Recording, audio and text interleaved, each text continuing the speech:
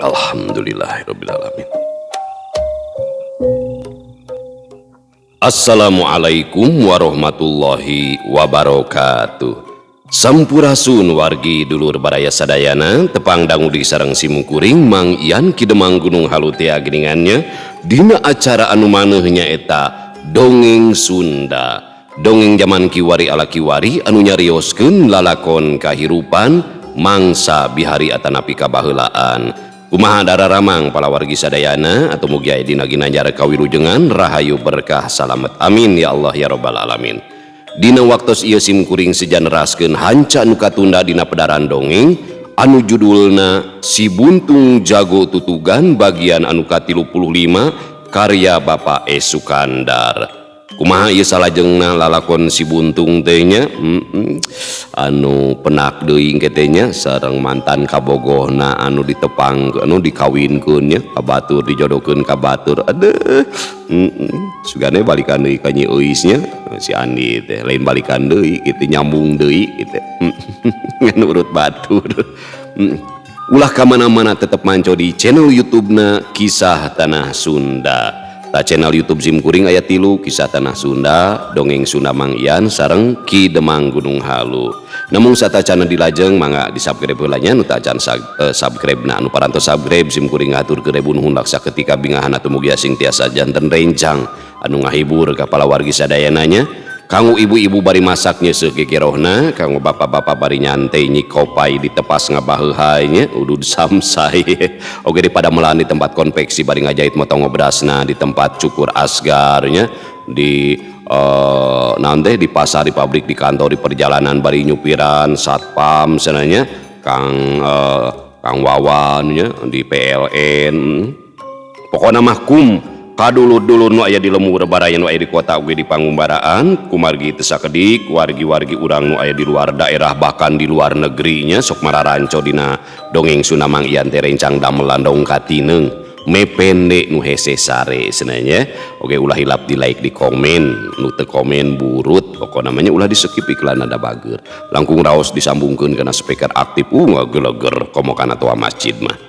Tah sampun minang ngaros kahibur ku pedaran dongeng simkuring terasa hayung apresiasi da ima parodinya etang-etang ngamumule seni budaya basa Sunda dina widang dongeng Sunda di zaman kiwari ala kiwari nya dina YouTube dina TikTok. Tah pami ngaros kahibur tiasa nyawer kana nomor dana ieu nya sabaraha we saikhlasna etang-etang wewes parkir 2000 nya.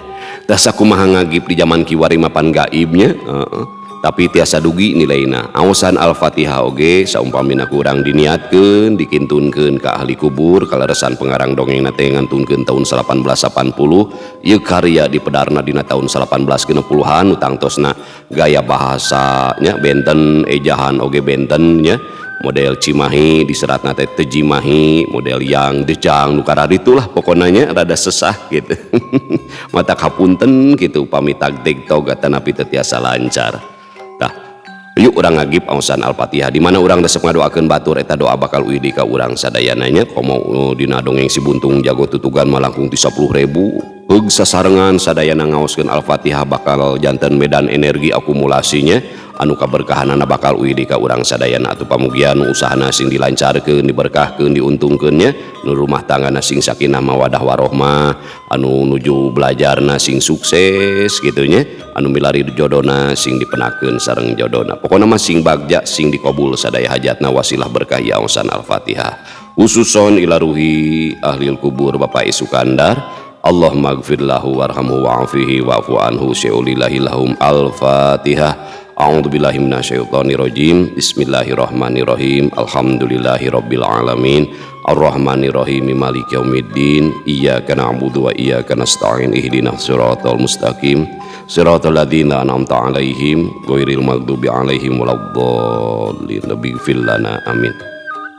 Supados tenyang kolong tingkana waktos hayu urang sami-sami ngalajengkeun ieu lalakon Si Buntung Jago Tutugan bagian anu ka-35 mangga kaparayun sadayana wilujeng ngadangukeun preng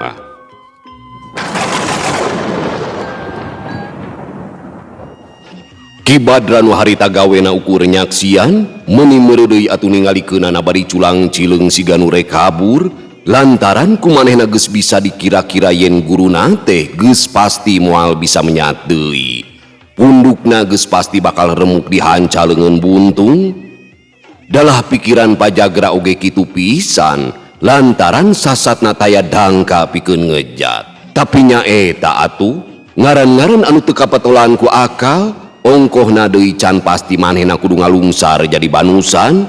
Pajagra teu panjang mikir deui, ngan gapruk bae ngarontok suku katua Andi anu tadi tos ngablesat kana beuteungna. Pugu we Andi ngaguru-buguru wasarta kontan badan ngajengkang anu saterusna ngakedebut nang karak bengkang, lantaran ku Pajagra ditarik satakerna.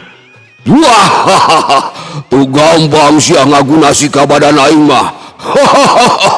Cek Pajagra ngahehe bari ngacorelat luncat nu maksudna marek ngajejek sirah. Tapi Andi sanajan sirahna masih karasa leuneng urut ti geledug waktu labu, gentak ngababukeun siku-sikuna anu memang teu lesot dicecepeng, blentrang. Wah, gelo sia! Mumuncangeuna pisan awor jeung siku-siku, Pajagra nepikeun ka ngajere teh bari terus engke-engkean, sedengkeun Andi ngagentak ngakurinyel hudang sarta beus bae siku-sikuna dibebeskeun kana pelebah cangkengna, lantaran ayeuna mah lawana oge lemor. Mireng lawana geus bisa hudang deui, teu anta parah deui. Samunut Pajagra ngirimkeun jurus timangan teu dina kakuatan sapinuhna, sarta anu dijojo teh dada Andi. Maksudna mah rek dibejadkeun meureunan sakaligus. Tapi Andi sakilat ngalelepkeun badana bari ngawangun gerakan tapak jalak. Hiup, ceblon! Wah! Aduh! Setan sia! Leungeun katua Andi anu ngadius dihandap geus ngajebrod kana dadana Pajagra. Pajagra ngagro bari rikat narik leungeun katu sarta langsung dipake ngagunting leungeun Andi anu tadi ngabentur dadana. Les sakilat oge leungeun Andi teh geus ngaleungit diganti ku nyuruntulna leungeun buntung anu rek mindo dada. Leungeun buntung. Setan sugan. Cuk Pajagra bari ngagentak nyerong. Deus. Wah, gelo. Leungeun buntung dihancak ku teulan kencana, tapi kadon Pajagra anu ngagero lantaran leungeun buntung teh karasana teu asna teu beda we jeung beusi. Balukarna leungeun manehna sorangan anu nyanyautan. Lebok Jagra, ceuk Andi bari ngagentak maju ngatuhu dibarengan ku ngangsorodna suku katuhu ngabelsurkeun leungeun buntungna. Tapi Pajagra anu geus ngarasakeun kumaha hebatna leungeun buntung lawan, ngagentak ngagilek nyangigir bari nyamberkeun sukuna rek nejeh ke kemplong. Orokaya Andi ngagentak ngangsorodkeun suku katuhu ka hareup bari ngawangun gerakan malang putung. Duh, wah! Pajagra anu gawena gagerungan geus ngaguak deui bae. Bari sakali ieu mah nepikeun ka ngedeprek, cecek kolanana karasa asa potong. Kolebat Andi ka katuhu dina gerakan panggal mui, sarta lamun deuk binasa mah moal teu remuk tasirah Pajagra anu geus nyampeuk teh dihanca ti tukang kuleungeun buntungna. Tapi Andi mah teu kitu. Karewak bae punuk Pajagra teh dicerek sarta langsung disurungkeun ka palebah Ki Badra. Kituna teh bari jeung ngait suku Pajagra ku suku kencana. Pugu we tumrapna ka Ki Badra mah lain deui matak ngaranjugna, lantaran aya nu ujug-ujug nyuruntul teu beda we ti badak anu rek nubruk. Maksudna mah deuk ngagentak ngejat Ki Badra teh ngan dipikir deui lamun manehna ngejat geus tangtu guruna teh bakal terus nyuruduk kana dapuran awi. Mikir kadinya Ki Badra ngadon terus pasang kuda-kuda pikeun ngahadang Pajagra sangkan ulah ngagebru. Tapi orokaya nyuruntulna teh lain sanyuruntul-nyuruntulna, lantaran ku Andi disurungkeun ku tanaga anu teu bisa diukur kumaha kahebatanana. Balukarna ari gebrongan gebut bae duanana labu patumpang tindih. Ki Badra anu pangripuh nama eukeur mah awakna kateumbrag terus katindihan, mangka-mangka tangtungan Pajagra teh teu beda we jeung pentil buta. Aduh, nah, Pak Guru, aduh. Ceuk Ki Badra gegelep-gepan teu beda we jeung anu ti teuleum. Lain nahan bantuan aing sia. Pajagra nyentak bari terus ngagurinjel tapi teu terus hudang. Ieu mah kalakah gek manehna diuki gireun Ki Badra masih nangkarak bari leungeunna teu leupas ngeukeweuk calana kampretna. Bantuan naon Pak Guru? Ceki Badra bari ngaguri nyel hudang red ka guruna anu keur aniprek bangun berateun ku bujur. Oh, kadon loba tatanya. Ieu sia tali kolor aing pegat pangnalikeun. Oh, aduh manawi teh naon? Sia mah ngadon cucungiran. Buru cangreudkeun. Pajagra nyentak deui bari ngadila kaki Badra ngaburi lenglir mata heulang. Tadi teh waktu neumrag Ki Badra ari bret teh tali kolorna bet ngadadak pegat. Hehehe, atos Pak Guru, aduh, atos ieu. Ceuk Ki Badra bari seuri deui sanggeus nalikeun tali kolor guruna, teu kalis ku disentakan keukeuh we ngahehe, teu kuat atuh da ku kalakuan guruna, beuteuk kuahan teu tali kolorna make pegat sagala. Gelo sia, lain cucungiran wae. Kadieukeun ta bedog sia. Bedog aing gubuk tuh. Ceuk Pajagra tetep sesentak, ngarasa geuleuh ku peta polah nu jadi murid, lain kadua nulungan ieu mah kalahkah nyeungseurikeun. Kanggo naon Pak Guru? Ceuk Ki Badra nanyakeun, ngarasa reuas oge sok sieun dikadekeun kana huluna dipake meupeus keuyang, pang-pang namah manehna kadon nyeungseurikeun. Ai, si Andi urang karepuk, buru. Ceuk Pajagra nyetak deui, bari teu anta parah, seret bae bedog Ki Badra teh dipaut tina sarangkana, atuh geus kitu mah berenyeng bae Ki Badra teh nyokot bedog Pajagra nu tadi meceleng ka sisi kebon awi. Can kapok keneh Jagra. Ceuk Andi ngahehe barang ngadenge ucap-ucapan Pajagra nu deuk ngarepuk ka manehna. Tong nya capek sia buntung. Aing teh can boboleh deuleuh. Urang ajar sia. Pajagra nyarekan bari malangkeun bedogna dina dada, ngarasa inggis jol-jol diteumrag ku leungeun buntung we. Sor atuh, sor ka dieu Jagra. Ceuk Andi bari seret mesat deui siku-sikuna. Sawios Mang Tasim, teu kedah ilu biung tingalikeun we Mang. Ceuk Andi nyarita ka Mad Tasim lantaran kabireungeuh manehna geus maju pikeun yang hareupan Ki Badra anu harita geus aya gigireun Pajagra. Udah tada sia buntung. Pajagra ngagentak nyamerkeun bedogna, Ki Badra nya kitu keneh nyerepe ti gigir. Rada bungah dumeh manehna teu kudu ngayunan Mad Tasim, mending ge milu ngarepuk jeung tinimang kudu patutunggalan jeung Mad Tasim mah lantaran kaijir yen manehna teh moal tahan. Tarima Jagra. Ngagentak Andi ngagerakeun siku-sikuna. Trang, dua bedog geus hasil ditakis, serepet siku-sikuna kakencang ngabarengan ngangsrodna suku katuh nyerongeng cadina gerakan cacar bolang. Hahaha, lumpat ka mana bae, ditarok ta babatok sia teh buntung. Ceuk Pajagra sanggeusna ngarempod nyingkahan congo siku-siku teh sakilat manehna nyabetkeun deui bedogna babarengan jeung Ki Badra. Tapi manehna teu kira-kira ngaranjugna lantaran congo siku-siku teh geus balik deui, sedengkeun bedogna masih keneh ngangkang di luhur. Ku kituna manehna ngagentak ngejat ka tukangnya kitu di Ki Badra tiba baranting mundur pikeun nyalametkeun beuteungna. Tapi gerakan Andi teu kandeg. Dina kacepetan anu luar biasa anu teu bisa dituturkeun ku panenjo, sakilat Andi ngagunakeun gerakan panggalmui sarta bletuk. Wah! Sirah Pajagra katut Ki Badra ditakolan ti tukang. Duana nameh bareng ngaguak ngarasa nyeri jeung reuas. Bari ngaguak teh Ki Badra mah pangacianana ngadadak kabur anu ngajadikeun manehna teu puguh pola. Jorelat Andi ka hareup, breh lawan-lawanna keur ngadarang heunga ka tukang, teu anta parah deui. Jebrod. Wah, toba. Leungeun buntung teh temis deui ngahanca dada Pajagra, hiu cekuk disusul ku dampal suku Andi nyayang satakerna kana kekemplong Ki Badra. Beg. Aduh, ampun. Sapada harita duanana ngajeblag nang karak bengkang, Pajagra terus ngajehjer sarta langsung ngagolok-golok ngutahkeun getih hirup tina sungutna, sedengkeun Ki Badra mah ngadon lalang sudan bari gogolokokan ngabudalkeun eusi kadutna. Di mana ieu teh? Aduh, liar kieu aduh. Ceuk Ki Badra ngadon walah wah-weuleuh siga nu owah bakat kulieur meureunnan. Kudu nepi ka kitu we meureun kakara ngarasa kapok. Ceuk Andi bari ngoloyong nyampeurkeun Jangdana. Moal kitu kieu eta teh Kang Andi. Jangdana ngarasa hariwang sok sieun Pajagra jeung Ki Badra teh terus sapisan. Ku kitu nama sok sieun jadi kapapanjangan, ulah-ulah manehna oge bakal kabaud kababawa. Moal jang dana, da Kang Andi oge teu mere dosis anu leuwih, wajar sakitu mah. Tuman kudu diwarah manusa-manusa kitu mah. Temal Andi bari ngareret ka lebah Pajagra, memang teu salah caritaan Andi teh. Harita keneh oge Pajagra ngulisik, nyah beunta terus gigisik siga nu hudang sare. Jurung kunung Pajagra nangtung terus lempang rumanggiung indit ninggalkeun pakalangan.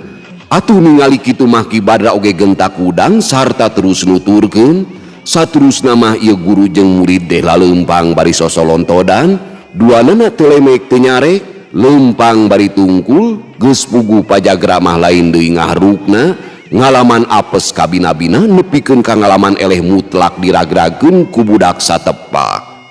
Bari lempang teh teu boleh ngageremet hayang mulangkeun ka nyeri ka Andi anu geus nyata-nyata ngajadikeun dirina pacundang ngalaman wiwirang di pakalangan.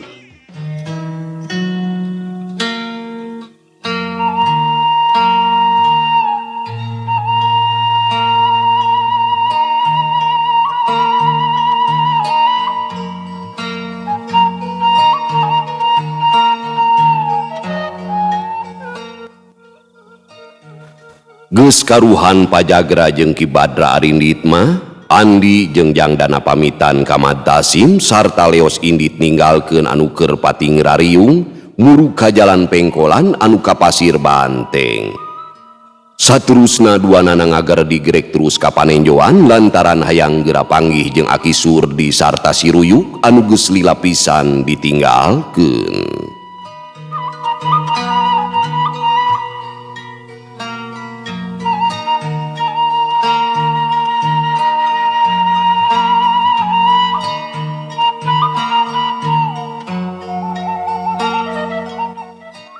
Pamiarsa sadayana anu satia manco, waktu karna luhaloho kanu keur galungan saknya namah lain ngahaja teuing. Harita teh manehna keur ngagedig mapai jalan gede, ret ka belah kenca, ningali anu ting serbet lalumpatan, horeng murid-muridna Mad Tasim dumeh ngadenge guruna keur padungdung di kebon awi. Lantaran ngerasa penasaran aya naon, ongkoh nama aya anu luis-luis ngolebat ka jero lembur, awewe piaraan si Husein anu melangeun ka imahna, harita teh keur ngobrol di imah babaturanana, ngadenge anu ribut-ribut teh ngagentak manehna balik, teu sirikna ti babaranting.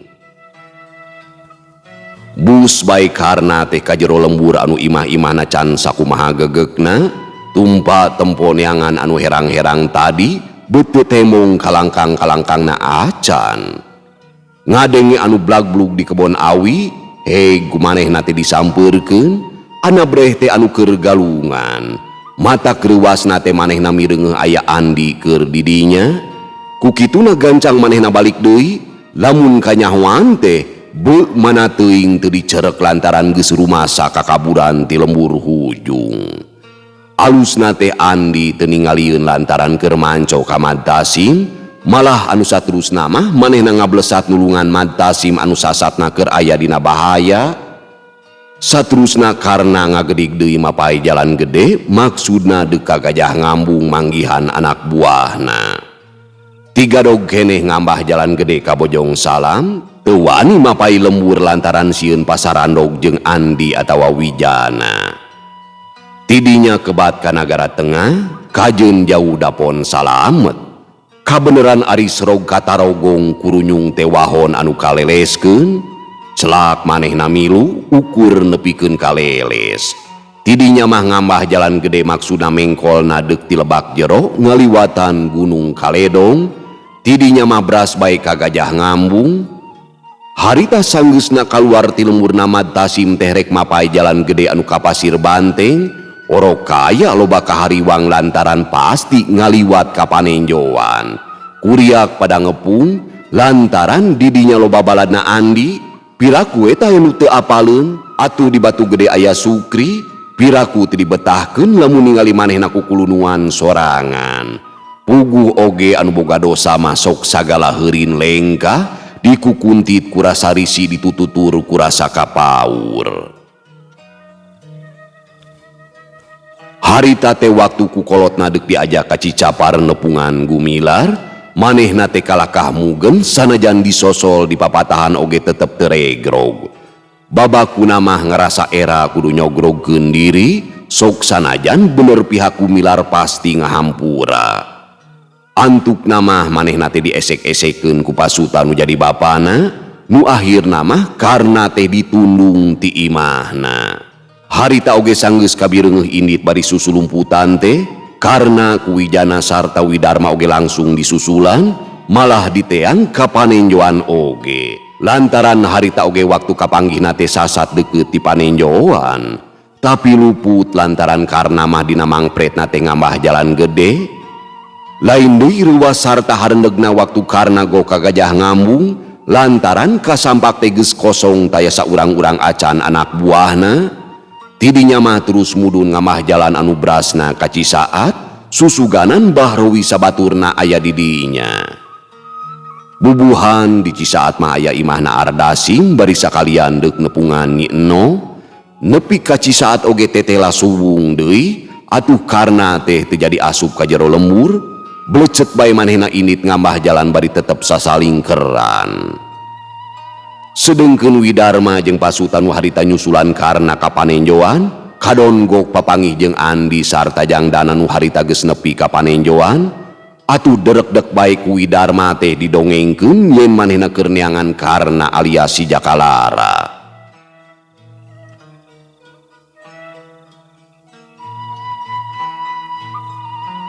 Ngadenge carita Widarma kitu, lain deui kaget napikeun Andi mah lantaran tetela si Jakalara anu ayeuna kumanehna keur diteangan teh tayalian ti karna akhirna mah gorehel bae kapanggih Rusia saha si Jakalara anu sabenerna. Harita oge ku Andi teh rek dicaritakeun ngeunaan si Jakalara alias karna anu geus nyata-nyata ninggalkeun pamajikanana, tapi sanggeus dipikir-pikir deui yen hal eta teh teu matak hade. Pang-pang nama ngaragangan pasuta, nya Andi teh jadi teturus nyaritakeunana. Ari karna dasar ieu carita teh kudu panjang beureunan, kalawan taya halangan harungan manehna kebat indit ngambah jalan anu brasna ka Tanjung Pura, Andi mah harita teh teterus marengan Widarma jeung pasuta, manehna mah jeung Jangdana arinit paneuri muru ka Cisaat. Tapi tulila di dinya nate maranehna terus balik deui ka Cipancar. Andi teh ngarasa kagok deui ari bari mamawa Jangdana mah ngarasa hariwang kudua kutilu. Hariwang bisi Pahaji ngarasa deudeupeun ka Jangdana lantaran kapan Pahaji mah can apaleun lamun ayeuna mah sikep Jangdana ka manehna teh geus robah. Ari apalna mah kapan kumaha sikepna Jangdana ka manehna salila ieu, lantaran geus pasti Pahaji tatanya ka adia ngeunaan Jangdana. Sejen eta deui anu dipika Hariwang teh sok sieun ngeunaan urusan dirina jeung Nyi Tarsiah ka ambeuk ku Jangdana, anu antukna bisi jadi aya pikiran anu lain-lain ka dirina. Lamun harita Andi rada lila ayana di Cisaat, geus tangtu manehna bakal papanggih jeung Bahrowi anu harita aya di wewengkon anu teu pati jauh ti Cisaat, nya eta tempat anu baheula dipake nyumput waktu manehna masih ngahiji jeung si Jakalara. Ayana di dinya teh Bahrowi ngan ukur jeung Sudinta katut Ardasim, lantaran sanggeus karuhan karna tembol-embol ka Gajah Ngambung, komplotanana teh terus bubar aing-aingan deui saperti samemeh aya karna.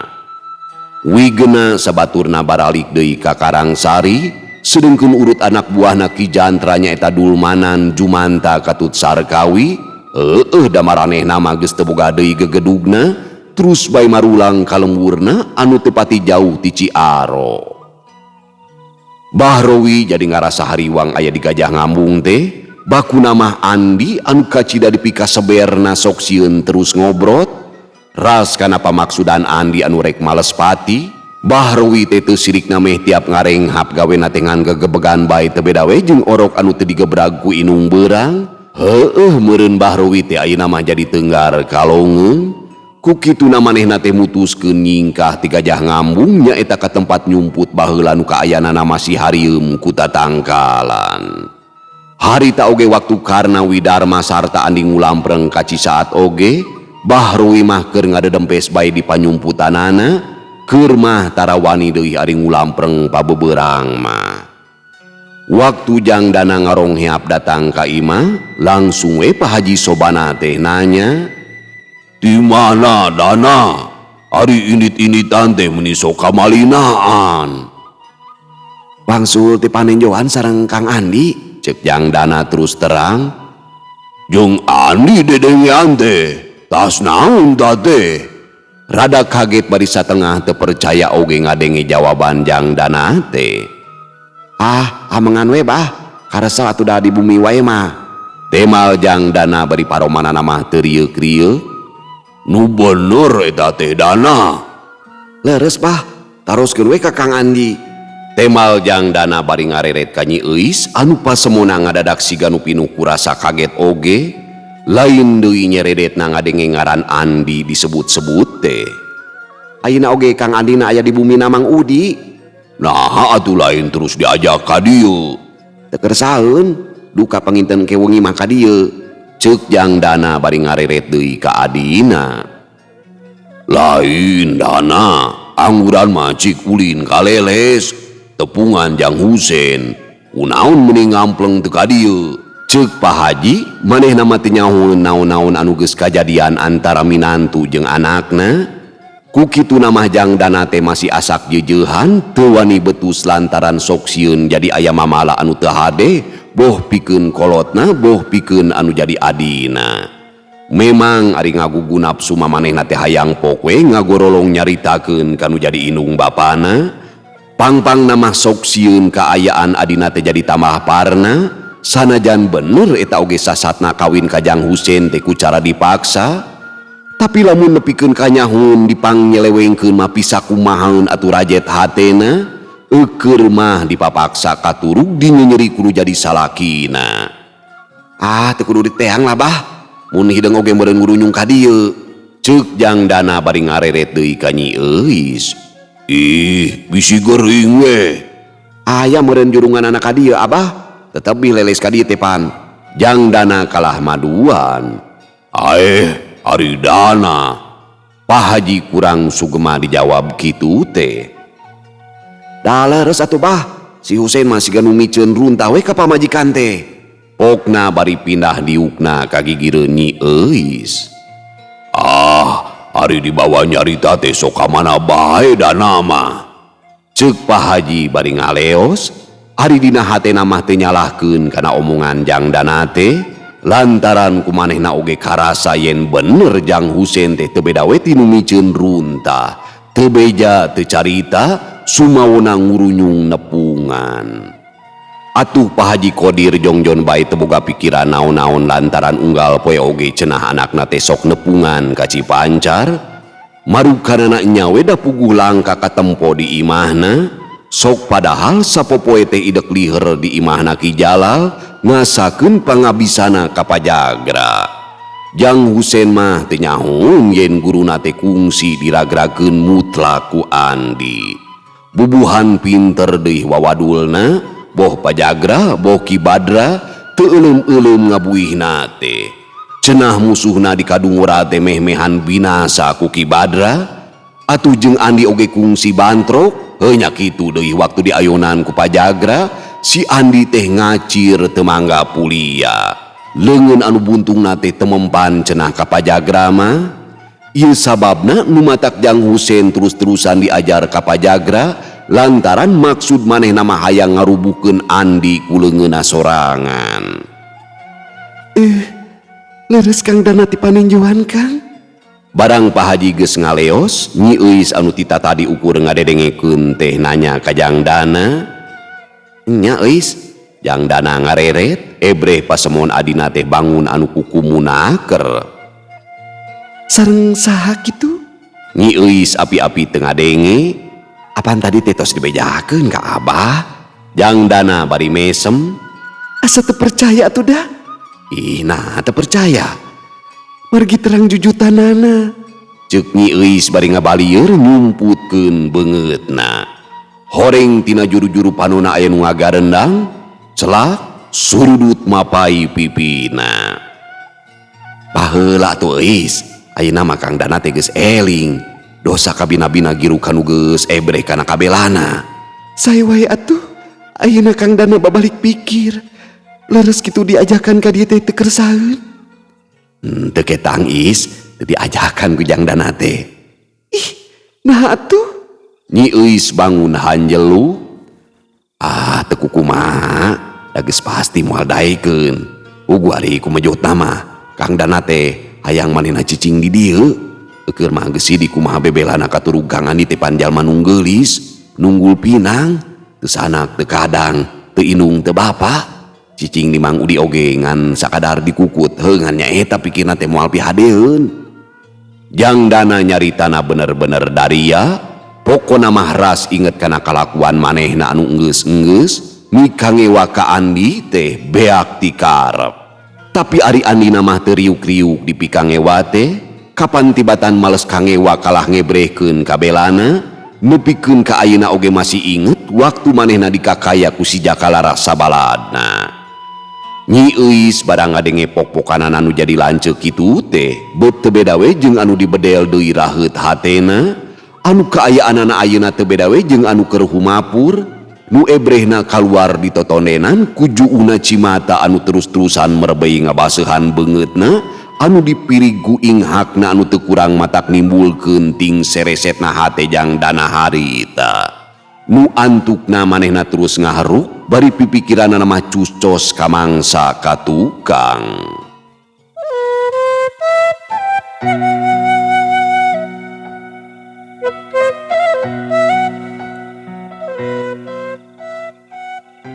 Kojeng Kang Nyi Eis ka kamar, bluk bae nangkuban, bre, inghak anu tadi ditahan-tahan teh ayeuna mah bangblas ngagugu, bangun anu kacidaka nyerian perbawah hate anu gurawah gudawang deui. Paribasa anu karugrag mah sok leuwih parna, nya kitu pisan kaayaan Nyi Eis ayeuna. Ngan hanteu we ari kumampang sasambat mah, boh dikedalkeun atawa ukur gereuntes hate. Ku kitu nama Nyi Eis teh masih eling, teu hade ngarumpak basa dosa pamali, ngaran-ngaran anu geus boga salaki, teu mikeun lamun sumambat kanu sejen. Sok sanajan ari gambaran rupa Andi mah keukeuh teu bisa dikepeskeun, napel pageuh dina biwir panon.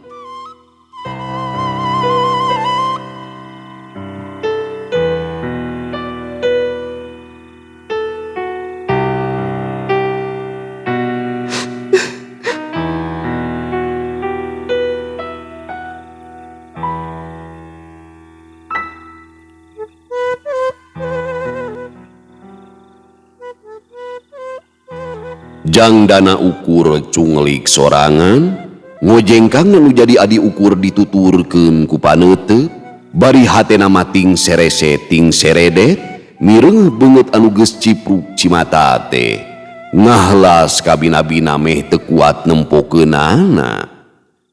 Malah gereuntes hatena, deudeuh teuing Eis, da lamun teu dipaksa dikawinkeun ka si Usen, meureun moal nepikeun ka ruksak kieu. Aing oge rumasa dosa. Aing sasata nu ngojok-ngojok ka Bah Haji. Kawasna lamun ngajodoh Kakang Andi mah, si Eis teh moal nepikeun ka ngaranna pantunggara hate. Ari ayeuna ngajodoh kanu teu dipikasuka bari turung-turung nyeri. Si Husein teh ngadon mangyelewengkeun deui. Husein, ulah ngeunah-ngeunah maneh. Aing pasti bakal nyieum balitungan. Maneh geus nyeri adi aing, oge geus nyiksa antep-antepan ka aing. Pasti ku aing bakal dipulangkeun. Tungguan ku maneh Husein. Kitu gereuntes hatena Jang Dana bari ngabuleud-buleud beureupna sarta huntuna ti kekereket.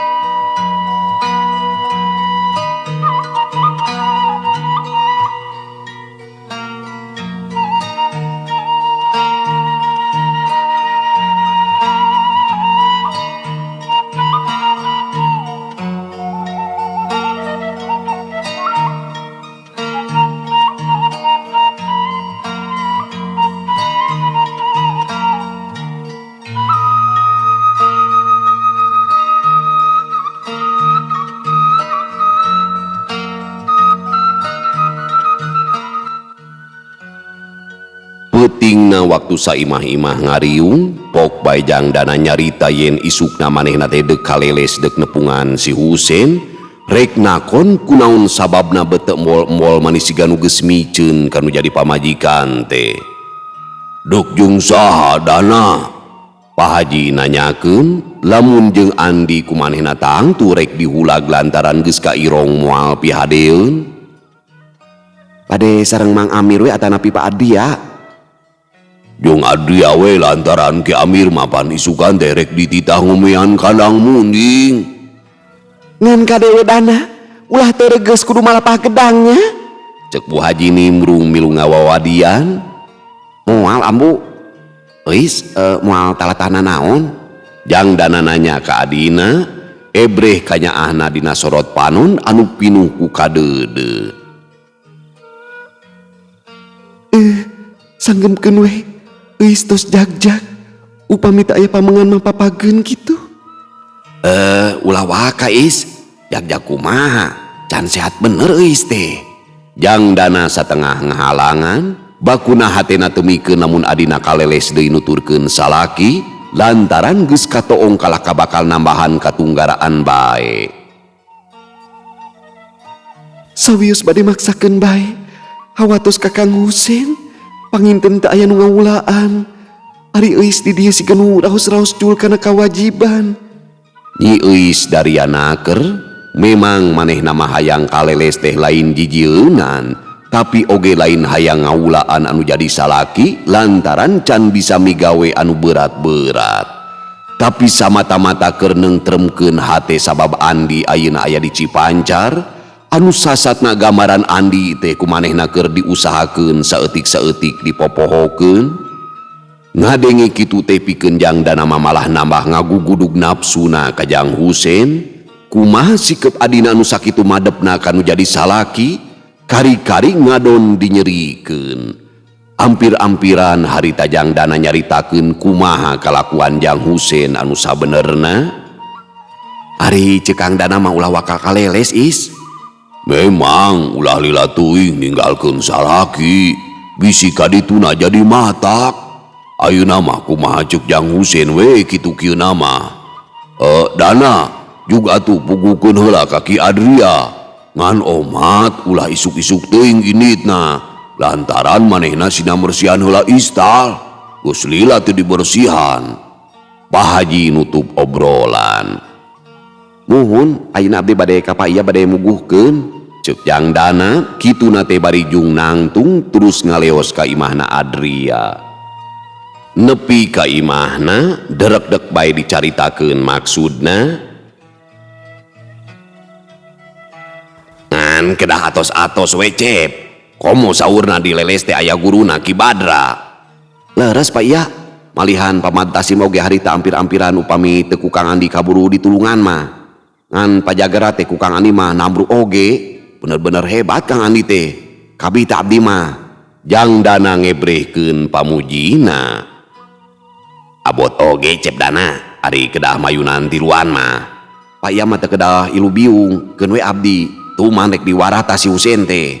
Jang Dana nyaritana tanesna keur geuraheun atuh Cep, ari tos dermah tangtos Ki Badra sarta Ki Jagra teh moal cicing, pasti pipirueun. Sanes Pak Iya kecing, margi pastina Ki Jagra teh sanes hanap-hanap pangabisana. Ari saur Cep Dana maddasim wae ampir-ampiran mah. Aku mau upami urang ngajak Jang Andi we supados regreg. Adria ngasongkeun pamadegan. Ah ulah Pak Iya, bisingkeun aku si Husein dijadikeun pakarang pikeun ngajejeleh si Eis. Jang Dana teu saluyu kana saran Adria. Leres oge tapi nya. Lah, wios atuh upami kitu mah urang duaan bae. Kumaha engke wae lah. Mun kitu wae nya Pak Iya, ngan saur Abah, enjing teh tong isuk-isuk teuing. Margi saurna Pak Iya bade dipiwarang ngabersihan heula istal. Atuh Mang Amir oge dipiwarang ngomean kandang munding deui. Nya sae-sae, urang rada siangan we. Temal Adria bari ngusiwel ngaluarkeun bako terus ngalinting daun kawung. Cekes, cekes ngahurungkeun paneker, serebung haseup tina daun kawung anu dikenyotna teh nyerebung marengan panonna anu neuteub ka langit. Nya kitu we nya Pak Iya. jang dana saterusna mah ngaleos balik deui ka imahna. Sanggeus jang dana ngaleos, Adria mah terus cindekul bari hate kacida bingungna mikiran kumaha isuk lamun seug manehna kudu riributan jeung pajagra. Pokona mah tetep we ngarasa hariwang ngayunan tilu lawan teh lain perkara enteng, komo ieu mah pancenah Mat Tasim oge teu kuateun ngayonan. Dek bebeja we kajang Andi, keun bae jang dana mah ulah sina nyahoeun. Anggap we kabeneran kitu. Pahuda tuh dari kuring kudu nyang hareupan tilu lawan mah. Deuh, kitu geurentes hatena Adria. Geus kitu mah jurut bae turun ti imah. Geus karuhan pangeus si imah Pak Haji Jarempling sarta eueuh nu kaluar mah gidig bae Adria indit maksudna rek ngabejaan Andi.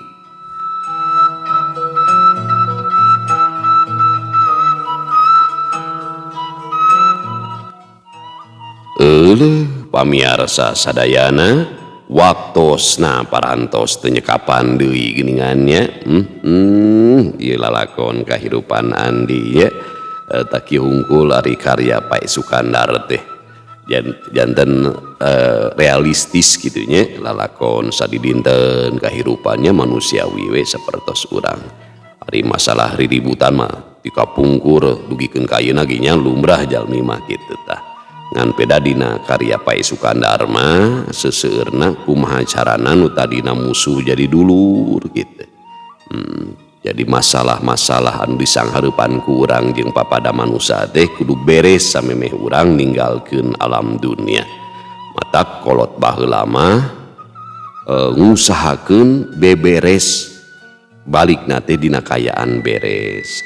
Benten jeung zaman kiwarinya seueur dulur-dulur urang gitu anu ninggalkeun alam dunia teh can beres hirupna teh can beres jeung papada jalma teh kapungkur mah masyaallah ya matak sepuh-sepuh kapungkur masih ganu tarerangeun iraha waktu maotna teh kitu saling anjangan gitu komo lamun tos sararepuhnya sok saling anjangan muter gitu saling bebaskeun saling minta hampura mangka nalika waktos ngantunkeun teh siga nu hararampang sepuh kapungkur mah kantosnya di lemur simkuring mah kapungkur aya anu ibah heula nya salat heula kitu bade ngantunkeun teh dina kayaan wudu terus wasiat heula ngagoler maca syahadat ngantunkeun kitu masyaallah eta sepuh-sepuh kapungkur anu memang kanggo urang sadayana eta teh picontoeun kumaha urang carana kudu beres gitu. Anu paling berat mah dosa jeung papada jalmi. Ka Gusti mah urang kantun tobat, tapi ka papada jalmi mah Gusti komo di zaman kiwarinya saha anu teu lepas tina hutang. Hayang bereskeun hutang we susah. Jalmi kiwari dukeun ka beng ka ditu beng ka dieu teh hayang bisa mayar hutang. Tapi geus kabayar ngutang deui, lieur deui heuh kitu jeung kitu pannya kahirupan zaman kiwari. Mangkani maot bari mawa hutang depan kumaha nya atuh mudah-mudahan urang sadayana anu hadirina ieu rum dongeng Sunda anu gaduh sametan sing dikersakeun lunas sametana samemeh urang ninggalkeun alam dunia. Amin ya Allah ya rabbal alamin. Kalayan akhir hayat urang anu husnul khotimah. Sakitu anu kapihatur hapunten anu kasuhun bobot sapanon carang sapakan cag urang tunda dihanyuang siang urang teuneun dihaneuleum sieum paranti nyokot ninggalkeun mangsa datang kasampeur deui. Wallahu muwafiq ila aqwamit thoriq. Wassalamualaikum warahmatullahi wabarakatuh.